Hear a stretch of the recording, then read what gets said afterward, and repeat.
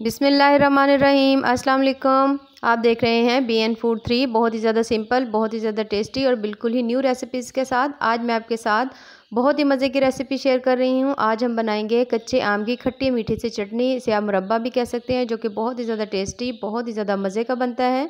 चलें जी, स्टार्ट करते हैं। सबसे पहले हमने लिए हैं ये कच्चे आम, इनको हमने अच्छी तरह से धो लेना है। मैंने तकरीबन 5 से 6 लिए हैं। आपका अगर आपने ज़्यादा बनानी हो तो आप ये मिकदार ज़्यादा भी कर सकते हैं। इन्हें छील लेंगे। छीलने के बाद हमने ये देखें इस तरह से फिंगर शेप में हमने इनको कट कर लेना है। अच्छी तरह से कट करने के बाद उसके बाद हमने लेना है पानी हमने लेकर उसके अंदर ये तमाम डाल देने और इसको हमने बॉयल करना है अच्छी तरह से। तकरीबन हमने इनको 70% तक गला लेना है, 30% हम इसको रहने देंगे। आप चेक कर लें, जब आप देखें कि हल्का सा ये जो है गल चुकी हैं काफ़ी, यानी कि थोड़ा सा इनमें कच्चापन रह गया है, बाकी गल चुकी हैं, तो फिर आप इनको हम छान लेंगे और इनको हम लोगों ने पानी इसका सेपरेट कर देना है।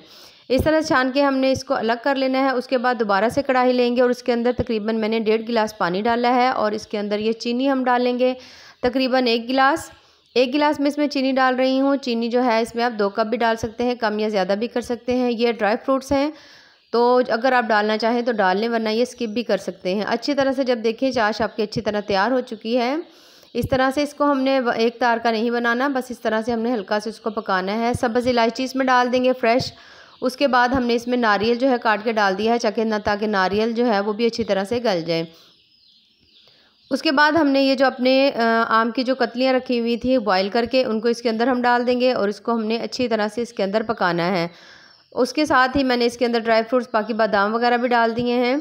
अच्छा जी, इनको हमने अब अच्छी तरह से पकाना है। तकरीबन 10 से 15 मिनट मीडियम आंच के ऊपर पकाएंगे और उसके बाद हम इसको 10 से 12 मिनट के लिए हल्की आंच पर पकाएंगे, ताकि जो इसका शीरा है अच्छी तरह से इन कतलियों के अंदर चला जाए और हमारी खट्टी मीठी सी चटनी या मुरब्बा जो है वो तैयार हो जाए। हमारा मुरब्बा तकरीबन तैयार हो चुका है। उसके साथ ही हमने इसके अंदर डाल दिए हैं कुछ खरबूजे के बीज डाल दिए हैं, साथ ही मैंने इसके अंदर किशमिश डाल दी है। ऑप्शनल है ये तभी चीज़ें डालना, अगर आप डालेंगे तो बहुत मज़े का बनेगा, वरना वैसे भी बहुत ज़्यादा टेस्टी बनता है।